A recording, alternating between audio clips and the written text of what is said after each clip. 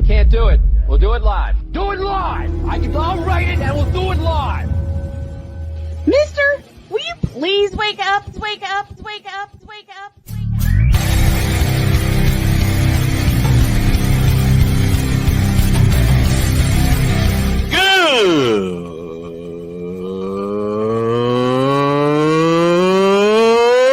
Good morning!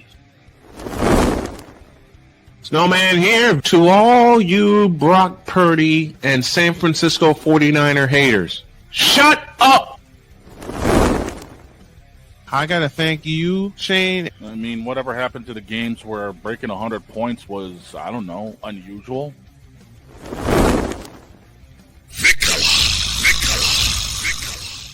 There was one word to sum up the All-Star weekend. Trays. Cause we take this job so serious. Splash Brothers, yes. Ray Allen, replace him with Steve Kerr. Reggie Miller, yeah.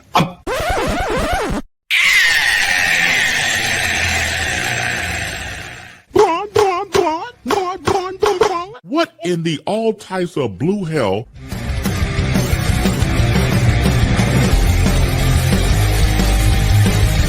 Oh yeah!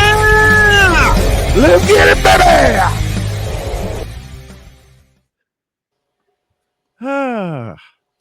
Hold up. Yeah, I'm about to say, what the hell? Where'd I get a spear that to? opening was good. Yeah, it was.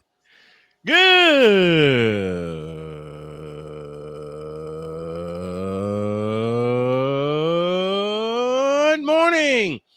Welcome to the Taco Twisted Tuesday edition of Snowman in the Morning. Thank you, Big Dog, for that. Glad to have you all with us. This first hour, of course, is powered by Invader Coffee, fuel for the fearless. Now, The band is back together. Now that the band is back together, I do have a little announcement. Go for it. You and I discussed this yesterday. We did.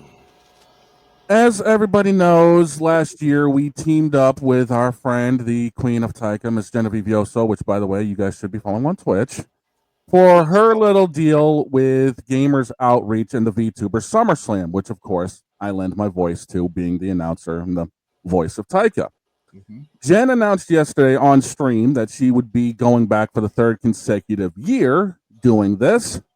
And for the second consecutive year, Snowman in the Morning and our merchandise store will be partnering with Jen once again, which means a portion of the proceeds, whether it is a dog tumbler, a Find a Lie t-shirt, doesn't matter what it is that you guys order from the store, a portion of the proceeds will be going through Jen's link to Gamers Outreach. And I will personally guarantee at the end of the VTuber SummerSlam a donation in my name personally to Gamers Outreach. That's going to be a lot of fun. Of course, there will be more details when the time comes, but Yep. like I said, it's a 3-day, streamathon that goes down. And like I said, I will be personally guaranteeing a donation at the end of it in my name to Gamers Outreach. Beautiful. Very nice. Beautiful. And should I have the means, I will copy that. I will copy that. All right, folks. There's more draft stuff to discuss, and there's a contract to discuss also. Help me welcome Mike Debate from Patriots SI, and he joins us right now. Good morning, Mike. How are you? Mr. Debate, how you doing? Do we Good have morning, gentlemen. There we go. You have me. Yep. Good morning. Always an honor, always a privilege to join you on the microphone. Thanks so much for having me. Let's start at the top of the mountain, and at the top of the mountain, we find the best tight end of the game in none other than George Kittle, who basically is going to be a 49er for life when news broke this morning that he has agreed to a 4-year, $76 million extension with $40 million of that guaranteed, which makes him the highest paid tight end in the league right now. Let's go to Mike first. Mike, your thoughts? Well deserved and very smart by the 49ers. Very smart by George Kittle to sign this. $40 million in guaranteed money. So, that definitely is an incentive to sign a deal like this. But from a 49ers perspective, this lowers Kittle's previously scheduled 2025 salary cap number of $22.1 million. And I'm approximating here, but that cap hit would definitely exceed what was his previous cap hit by less than $10 million. So you're looking now at a situation that is beneficial for the Niners. It's beneficial for Kittle. It gives him the motivation, the security that he needs to keep going forward, continue to be one of the best, if not the best tight end in the NFL. And for the Niners, it definitely gives them security at that position for a number of years to come. So all the way around, I think this is a good move. And this provides a bonus for San Francisco because, as you know, they're in talks now with Brock Purdy to extend him. And with the haul they just got in the draft, even though we did talk and would love to have seen them address the offensive line, I think there are going to be some cuts throughout training camp that will allow them to address the offensive line and get that part of the line fixed. But you get Kittle signed. They just recently signed Christian McCaffrey. Ayuk got his extension. Jawan Jennings got his extension. Bosa got his 2 years ago. And you have Purdy next. You take care of your core, the rest will follow. Oh, without question. That's exactly what you want to do if you're the San Francisco 49ers. You've got weapons around Brock Purdy. You want to continue to build him into being one of the top quarterbacks in the NFC, which I do believe he was, despite, the 49ers struggles last year. So this is going to continue to be a team that plays at a high level because of the weapons that you just described. And keeping them in-house is an important part of moving forward. You've got a solid core offensively in San Francisco right now. You don't want to deviate from that, and Kittle is as important to that as anyone else. So again, I'm liking this extension for both sides, and we'll continue to see what it means. And for Kittle personally, and I want to give a tip of the cap to ESPN on this. I did not pull this stat, but I did see it this morning when I was reading about the contract extension. Got a chance to join the 49ers 10-year club. I know you know an awful lot about that, Brian. I do. Players who have played at least 10 consecutive seasons in San Francisco, 51 players since the team's inception in 1946. The last guy to join that club was tackle Joe Staley in 2017. So hopefully George gets his opportunity to do that. He's been a great 49er. Hopefully he'll continue to be.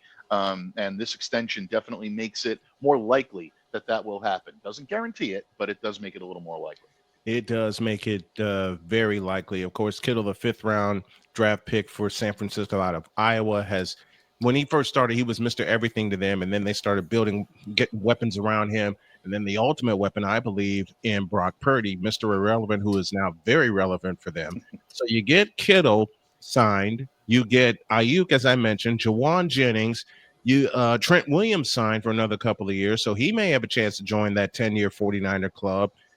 They're going to take care of Purdy. Everybody's worried.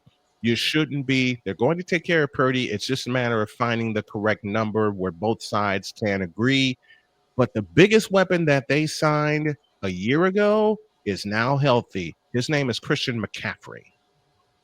Oh, without question. And if you want to take pressure off a young quarterback, even a young quarterback that's had as much success and as much on his shoulders as Brock Purdy's had in his first few years tenured as the quarterback of the 49ers, best way to do it is with an explosive dual threat running back. And Christian McCaffrey is that guy. And he will continue to be that guy as long as he's healthy. He can receive out of the backfield. He can play every role you need him to play. And the leadership that he brings to that locker room as well is so underrated in terms of bringing a team that may have struggled in a previous season and helping to bring them back to where they need to be. That's such an important part of moving forward as a franchise.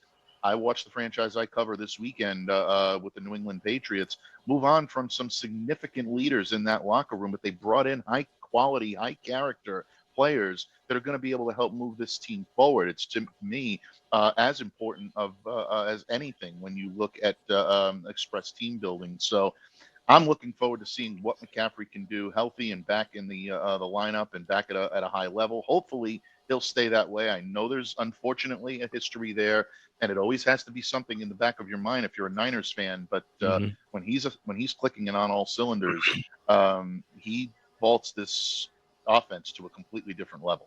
And here's a backup that'll be RB2 for them, but fits the same mold as McCaffrey. Second-year running back Isaac Guerendo out of Louisville. In the time that he's gotten to see the field, he fits the same mold as McCaffrey. And here I go digging in my past bag again, just as Roger Craig did for them back in the 80s. Oh, without question. And credit to Kyle Shanahan on that, because you want guys in this locker room that can step in and play the role they need to play and not have to deviate too much from a playbook that's working and that works well. So what do? You bring in guys that are capable of playing similarly to your starters. And Isaac Guerendo did a tremendous job, in my opinion, last year, filling in for McCaffrey when he was down. I know Isaac's got his own injury issues that he's trying to come back from this year, and hopefully he'll be at the top of his game. But you look at what they've got, that 1-2 punch in the running back room, then you add Jordan James, then you've got Patrick Taylor. They've got a good core running the football in San Francisco, and in a Kyle Shanahan offense, that's so important to have guys that are capable of carrying the load. In San Fran right now, they've got 4 guys that can do it. So, I'm looking forward to watching Guerendo this year as well. To the defensive side of the ball, and we talked about Michael Williams and how big of an addition that he's going to be. On the other side of the line, he just needs to get healthy, and I believe he will be before the start of training camp. There is a little known linebacker that the 49ers drafted last year that I believe is going to fill the hole left by Dre Greenlaw. His name is D. Winters out of Texas Christian.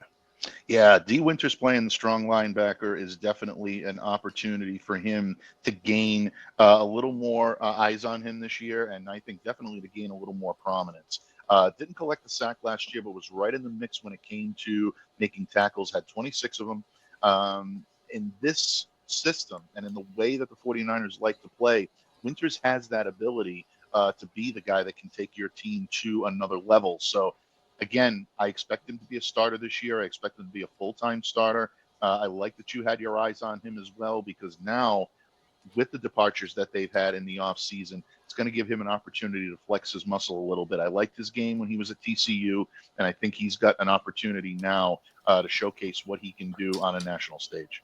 The speed of D. Winters was phenomenal to me, and that's why I eyed him before the Niners drafted him last year. The speed that he played with was phenomenal, especially in the Big 12. He can cover sideline to sideline. He can go laterally. He can go north and south as well and make the tackle, now with a chance to start and pair alongside Fred Warner, who's one of the best linebackers in the league right now. Not only do you have that, but you got a secret weapon back in the Bay by the name of Robert Saleh. Him coaching this defense and the parts that they drafted, this 49er team, I'm telling y'all right now, watch out.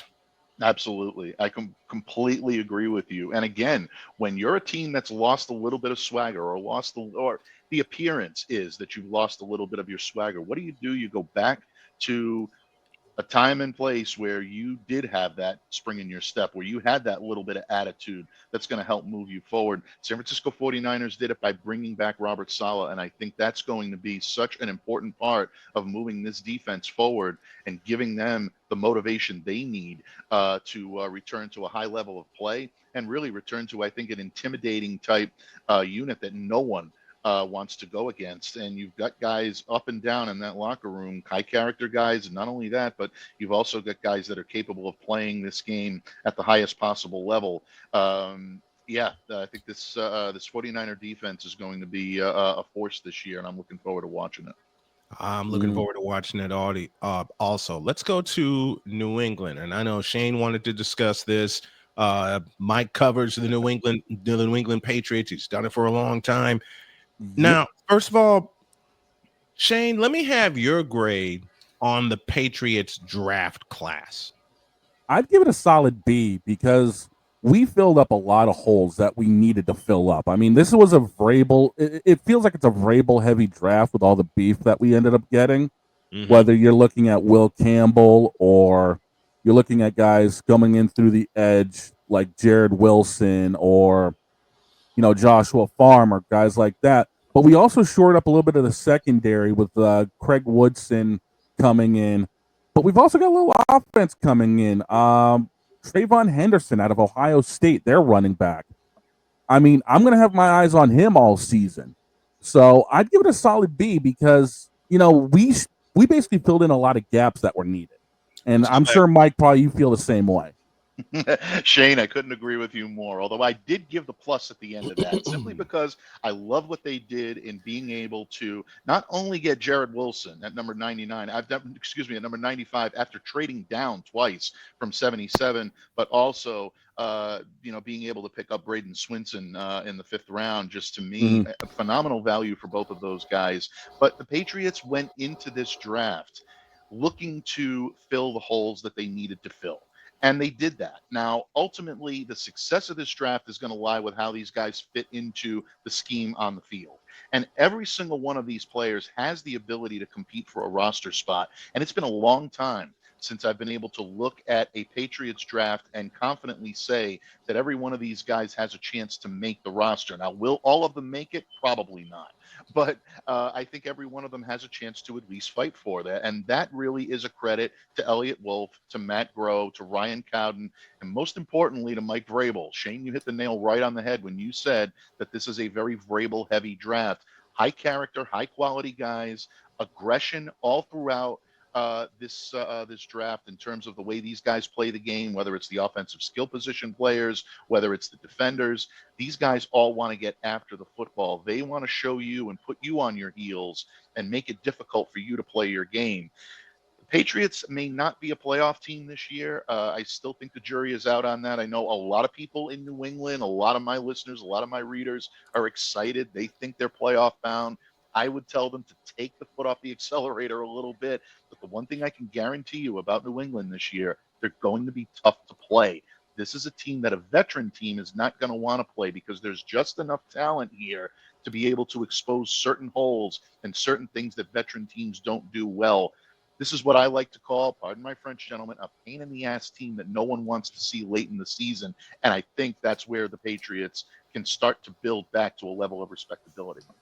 And that's huge for the Patriots because since 2021, they have struggled so long with so many ways that they could lose games and not many ways they could win games and not having the pieces needed to compete. Let's go to Chicago. Give me your idea of a grade on the Chicago Bears draft and who could surprise in that draft class. Well, I think the Chicago Bears did a great job. I'm right in the B and the B plus, range there as well. I know some people are grading them even higher, and look, I don't have a problem with it. You add Colston Loveland and Luther Burden as two of the top, playmakers in this draft that could really make a difference for Caleb Williams. We talked about Colston last week. Brian, we thought he was headed for Indianapolis. I almost booked his ticket for him after we spoke. But Chicago is a great landing spot. You've got Cole Kmet in place that is more of a traditional blocking type tight end that can be a weapon in the field if he needs to be. But Colston is a pure weapon in the field, and he will be for Caleb Williams. Luther Burden, untapped potential there. I think a very high ceiling for him. Second rounder, I think there's a good value for them to pick him up.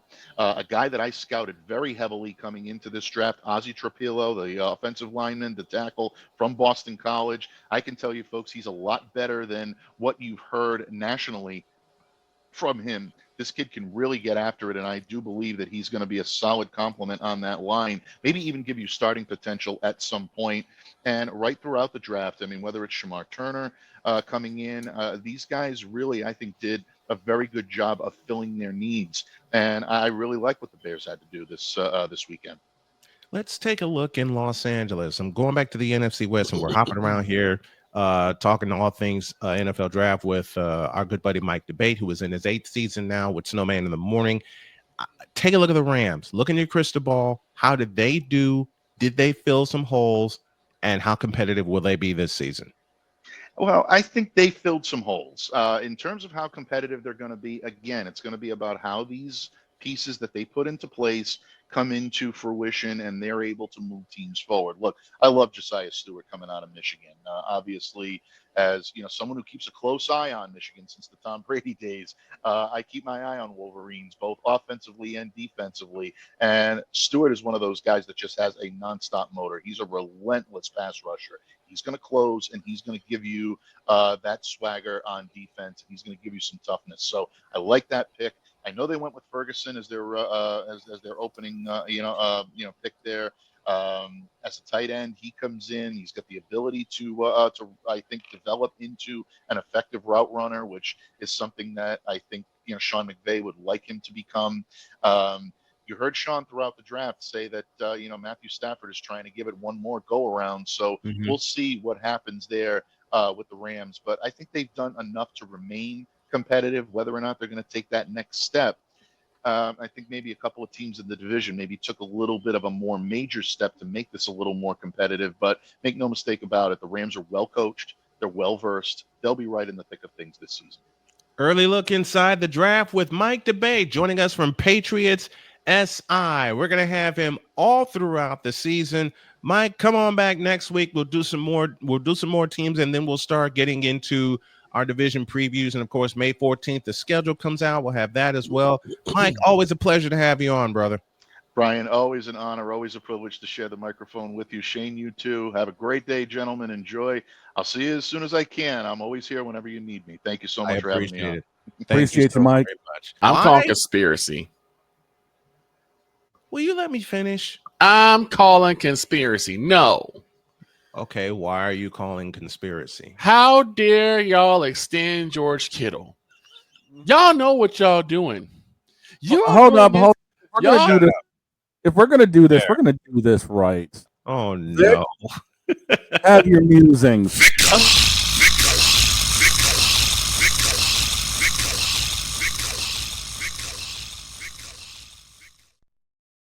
I hate you for crawling inside. I hate you, dog, for crawling inside my head. Victor, go. Y'all extending George Kittle is an absolute conspiracy to just torture and abuse the Dallas Cowboys. I already know what's happening. Y'all know that George Kittle is the boogeyman for the Cowboys. So y'all say, let's go abuse the Cowboys. Let's psychologically torture the Cowboys by extending George Kittle. How dare you? How dare you? No, dude, hold up. This is psychological torture for the Cowboys.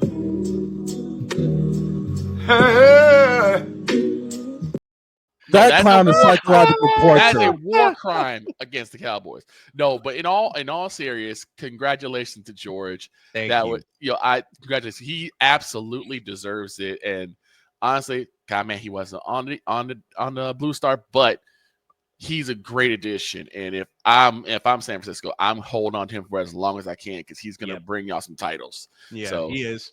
In reality, no, I'm absolutely over the moon that he got his extension. But y'all know what y'all doing. You damn right we know what we're doing. It's called freaking greed, right? And you're surprised. I'm not surprised. Shane, you need to shut your face. Oh man, I'm just saying we got nothing here to get greedy about. You and your Patriots fandom need to shut your bleeping face. Hey, I'm not part of the New England. I am not part of the New England Nimrod Society. Okay, shut up. Go. We had to put up with y'all for 2 decades. All right, y'all kiss the back of you Patriots fans, Shane not included, need to kiss the back of my fat ass right now. All right.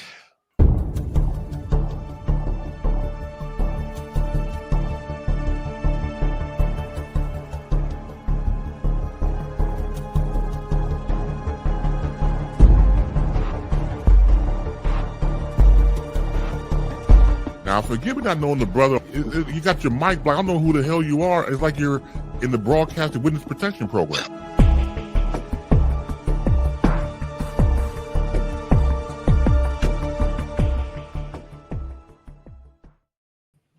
The Playmaker is here, and he's got a Bulls cap on. Bulls. What's up, Playmaker? Zero. What's going on?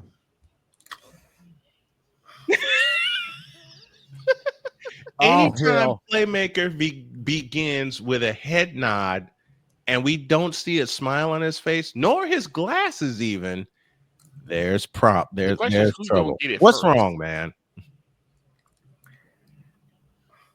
I'm going to hear this take first because I heard some blasphemy before I got on here. Out of all the teams that we can choose to not make the playoffs, this man said the Baltimore Ravens. I had a joke behind it. I know they'll make the playoffs, but I had a joke behind it. I'm going to say, I need to hear this. All right, listen. I had a joke behind it, okay? And to complete said joke, the reason the Ravens won't make the playoffs, and this is the joke I was getting after, yes, Lamar, it is you.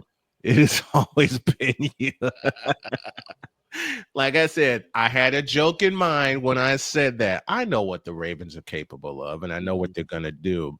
Now, I do have a Snowman's take in mind, and I want the Playmaker around when I deliver it. Here it is.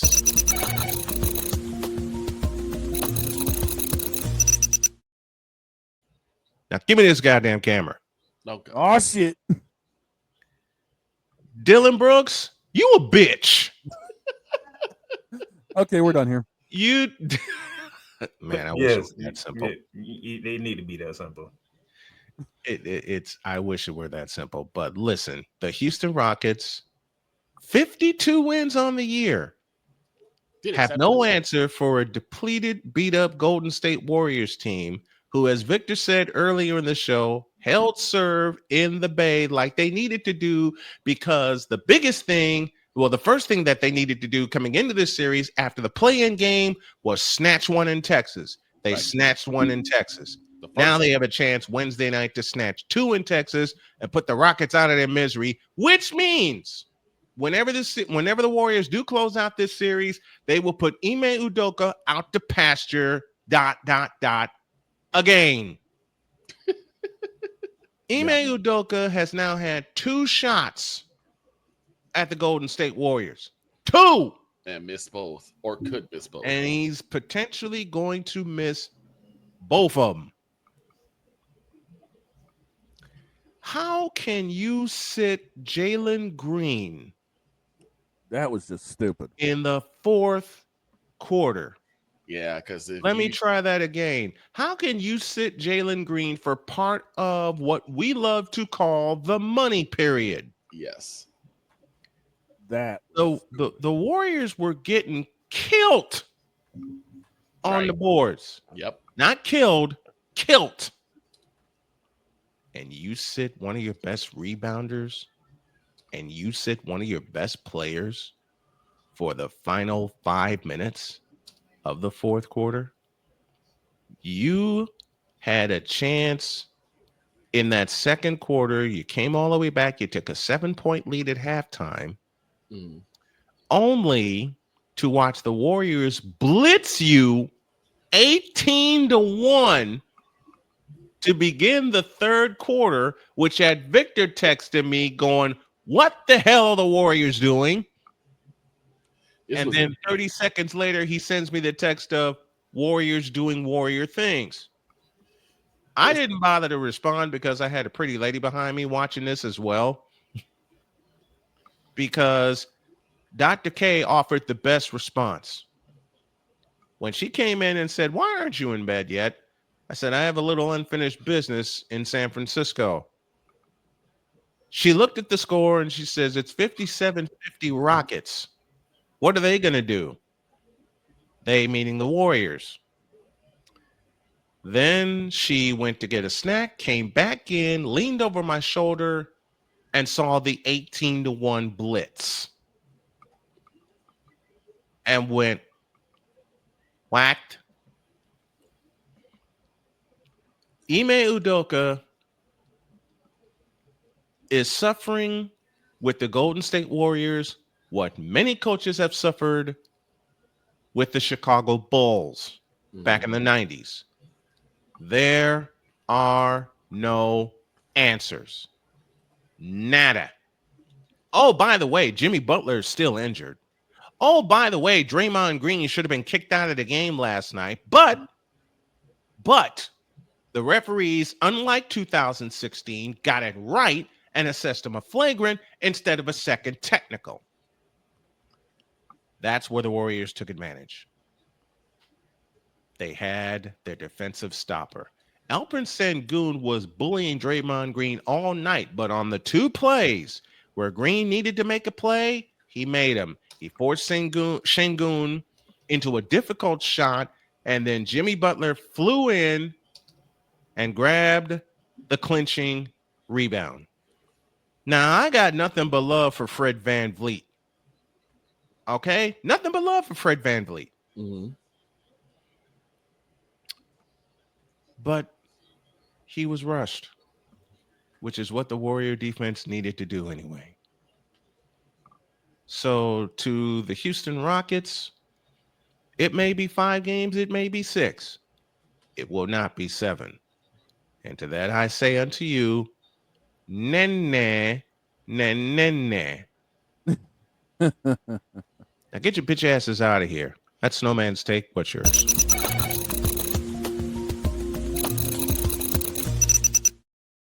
Jay Spivey's standing by, and the playmaker has his head bowed again. Why? Playmaker, what did you see in that game? Sir? Hit the button. Oh no! Oh,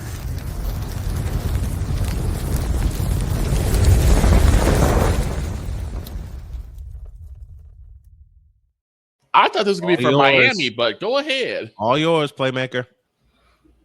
Can somebody explain to me how many points did Jalen Green had in game 1? looking. Oh boy. I thought this was coming during the Cleveland and Miami game. I know we know the playmaker by now. Game 1, Jalen Green, 38. That was game. Are you sure that was game 1 and not game 2? No, yeah, you're right. Excuse me. Game 1, let's take a look. Jalen Green had 7 in game 1. How many points he had in game 3? Game 3, 9. How many points he had last night?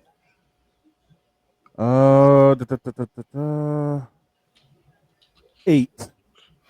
I hate to be the one to break up Snowman's take, but did you hear those numbers, Snowman? I did. And you want to know why Ime Udoka decided not to play his franchise player in the 4th quarter? You said Jalen Green had what, 9 points last night? 8. 8. 8. How many shots he took? Too many. That's usually my answer, but You said as I'm too looking many. up, Not as enough. as I'm looking up these stats right now, he was 3 of 8 from the field. 8 points on 8 shots. You have the same amount of points as shots as you took. Mm-hmm. How many minutes we played? He played 25. 25. 25. You know what that tells me? Ime looked at his franchise player and said, he don't got it this series. And I don't know why. Very true. Touche. What the hell is going on here?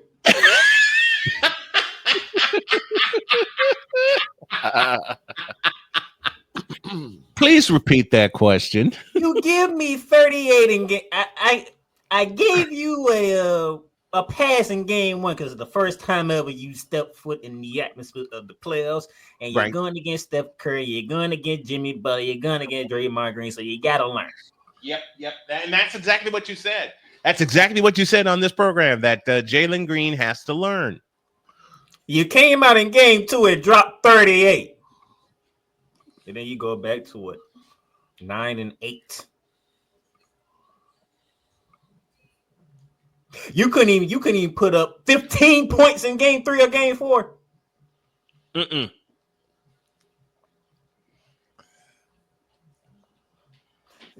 I don't care. Dillon Brooks is gonna be Dillon Brooks. Draymond Green gonna be Draymond Green. It is what it is.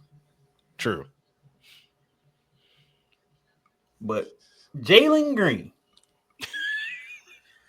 8 points, 3 for 8 shooting In game 4. in a more important game 4. Mm-hmm.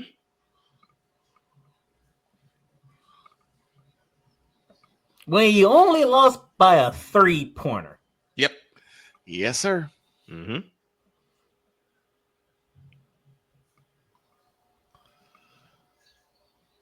For the number 2 seed in the West, the one guy that's supposed to have been showing up It's not. It's not. is not showing up.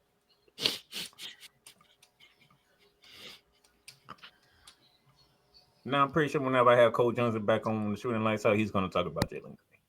I hope he does. I know the man I'm starting to figure out. I know this man very well. He's going to look at Jalen Green. When you have him on, can I join you? This doesn't make any sense. None. Cole is going to roast that poor man. Cole is going to roast him, fry him, fricassee him. Because that don't make any sense. You're the franchise player. And you Supposedly. And your high has been 38. And then your lows are consisted of 7, 8, and 9. 9. He's counting up at least. The precipitous drop from game 2 is astounding. Agreed. That's true. And then which shifts me to the other game. Oh God. Astounding. Oh boy. We watched Memphis get their ass whooped on Easter Sunday to kick off the playoffs, by the way. What was the question you posed, Playmaker? Why do teams love getting their ass kicked on holidays? Good question. This wasn't a holiday. This wasn't a holiday. But if you're Cleveland, it's a holiday called we got out of the first round. Matter of fact, when Memphis got their ass whooped, they was in OKC. So they was actually on the road. Absolutely. This ass whooping was in Miami. Here's the thing that got me on that. Because I was watching Chisel Adonis. While he was doing his Raw review. Yes. And he gets updates about the game. Mm-hmm. First thing he said, what was it? What was the score? 82. Go ahead. I can do this. When me and Koo got done with Monarchs of Wrestling, yes, sir. I turned to the TV and I literally saw the score of 46-17, 8 minutes into the second quarter. I'm like, what? Oh, this is done. Wait. I have the perfect button. When you saw the score of what, sir? I said, what the hell is this? Wait. What was the score you saw? It was 46-17. Which prompted Playmaker to ask the following question. What in the all types of blue hell? Man, let's get it right. That game was this. Let's be real.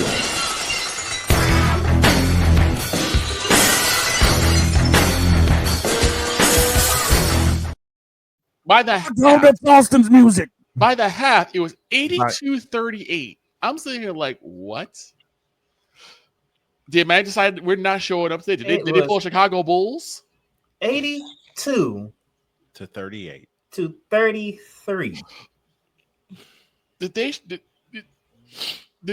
try to pull Chicago Bulls? And you not made it, well, you know what it made it so bad? Because out of all the TV stations to cover it had to be TNT. It had, oh boy, it had to be TNT, and it had to be Spiro Ditas on the call. Kenny, the Jet Smith sat here and said the only time the Miami Heat show they wanted to play was in the last minute of the game when they went on a 5-0 run. Yep, and he's right. If you take away that 5-0 run, they would have got their ass whooped by 60. Mm-hmm. Which would have been a record in the NBA. Yep. I mean, I mean, I've seen some beat downs, but damn. He said, "Take away that 5-0."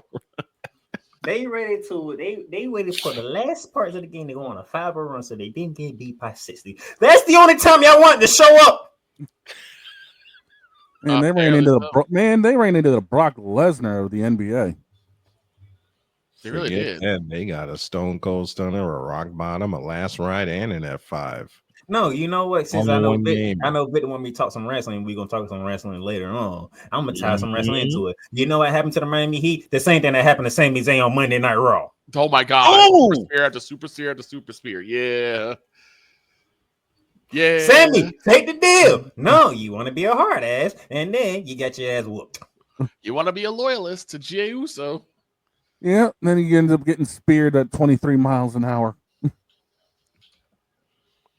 Yeah. Ain't no one stop it either. Ain't no one sitting there like, I'll still Jay was already out. Where did Jimmy go? I have no idea where Jimmy went. Jimmy's a SmackDown superstar. Shoot, SmackDown superstars go on Raw all the time. No, they stopping that out. Once WrestleMania is over with, that's done. John Cena was just on Raw. What was it, last week? But he's the WWE champion now. So also they back to making that a Universal again. Yeah. Yep. Oh God, no. Well, you've been paying We'll talk about that later. But anyway, but at least Memphis, right? At least put up a fight. They had a spine. They put up a fight. They just lost by a bucket. At home, they put up a fight. We're talking about the Miami Heat. Heat coaching. What the hell was he coaching last night? I have no clue. Fizzled out. Not present. No clue whatsoever. In the club with J-Lo, probably. And you know, it's a slap to the face of the Heat fans. That is Jimmy Butler is about to advance to the Western Conference semifinals. That's what I texted earlier. I said the biggest mistake. So the biggest mistake that Miami made, giving away Jimmy Butler. Yep. And they did give him away. They gave him away. Pat Riley, Stephen A. said it this morning. My brother said it to me last night. And I'm pretty sure if Snowman was to pull the Heat fans that he know, they'll probably agree to. It's time for Pat Riley to step away. Yep. Yeah. It's Ben time. What are we talking about? Pat Riley should have been gone. Well, you can't say it because they did go to 2 finals in the last, 4 or 5 years. So, But what this season did, it shows that Pat Riley, you can't do it old school no more, Pat. Doesn't work. You did it to LeBron. You did it to D Wade. You did it to Shaq. Now you did it to Jimmy. Yep.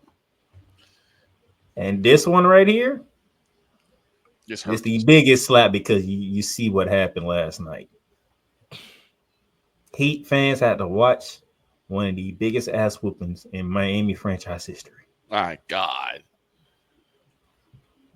When you think of Miami, you don't think of ass whoopings. No. You think of them dishing them out, not taking them. You when you think of Miami, you think about Miami. If you survive the Miami Heat, you legally like, hey man, I just went through a hell of a fight. Last night, however, I mean, you would think, like if that was an Alonzo Mourning led team, that wouldn't happen. Hell, that was a D Wade led team, that wouldn't happen. How do you fall this far? I'll tell you how. Have a lowered expectation. It could be. That's why I want to play my Playmaker. What did you see in that game? Because it seems like for some reason Miami just said, we're not going any further. We're just going to give up now. What Miami said last night was, Hell no. To the no, no, no. Hell to the no. Hell to the no. To the no, no, no. No, they pulled a Bugs Bunny. Get me out of here! Yeah. I just don't understand how you fall that hard on your ass. Pat Riley, it might be time for you to go. Maybe Eric Spoelstra should take your position. They hire a new coach. I have no problem with Spoelstra. Spoelstra's dealing with the hand he's dealt. And for the most part, he made good on the hand he has dealt. Mm-hmm. But he doesn't make the basketball decision that comes from Pat Riley. Pat Riley, this is on you, sir. I don't care how you claim it. This is on you. Y'all got some decisions to make because this won't stand with the Mickey Arison's group in Miami because they don't get ass whoopers like this. No.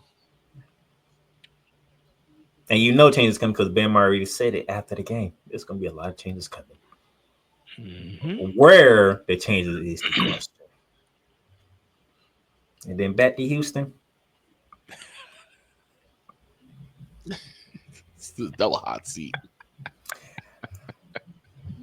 Didn't want y'all to learn it this way, but unfortunately, you played yourself into this position. Now you have to learn the hard way. You must play consistent basketball in the NBA playoffs. Yes, sir. There's going to be ebbs and flow through a series. But if you can play consistent basketball, you don't got to get the same numbers every game. You don't believe me? Let's take a trip to Minneapolis. You know who the face of the league going to be after a while? Anthony Edwards. Mm-hmm. Despite the fact he said he don't want to be, but you know why he want to be the face of the league? Because 1 year ago, he looked at his mentor carry the ring. He said, "I'm kicking your ass, mentor or not. I'm kicking your ass," and he proceeded to do so. And then this year, 1 year later, he sees LeBron just looking down and said, "I'm kicking y'all ass," and proceeds to do so. Yes, sir. You want to know how you become a face of the league? Because when fans can see you go at other stars and say, "I'm taking over. I don't care who you are." When they call their shot.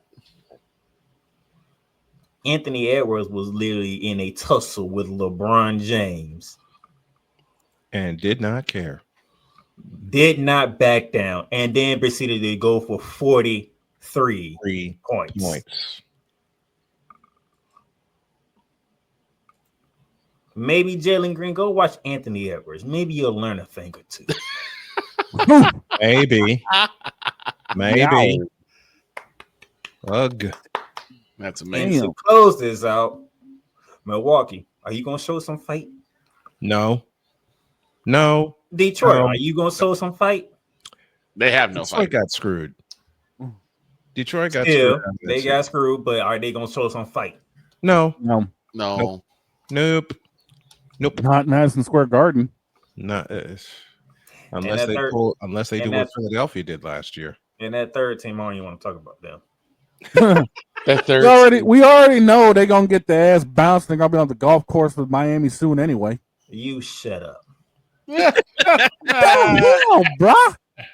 You shut up. The only reason why you in the position because we gave you 2 of them damn games. You shouldn't have done that. Oh, man. That's your own damn mistake, not mine. We just capitalized on it, bruh. And that's exactly what I said yesterday. When you play the champs, you don't make mistakes. That's true. And that third team. That third team, man. Granted, we don't have Jalen Suggs, we don't have Mo Wagner, but we still could have won. We still could have stole game 2 in Boston. Should have stolen all 3. We could have stole game 2 in Boston. And we should have won game 4. But you know what? This is what happens when you get to the fourth quarter and you don't take the correct shots. You turn the ball over and you commit stupid fouls. This is also what happens when you piss Boston off in the fourth quarter.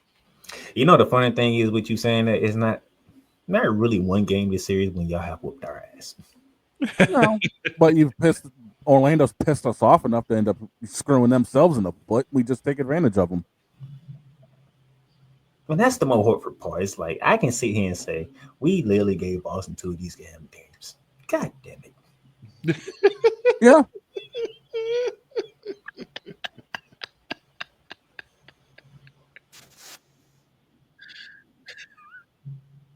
It's you sit here and be like, we getting there, but damn, why we still got to keep learning lessons. School of Hard Knocks is up in Boston, man. People got to learn. See, it's one of the things why I'm actually kind of glad I don't have like a true die-hard fan base because my team's already out. Bulls have been out for a bit, so I'm like, hey. So as we get ready to hit the top of the hour, Orlando, you're not winning in Boston tonight. Nope. No. Just don't get your ass whipped like the Miami Heat did. That's all. Just do it worse.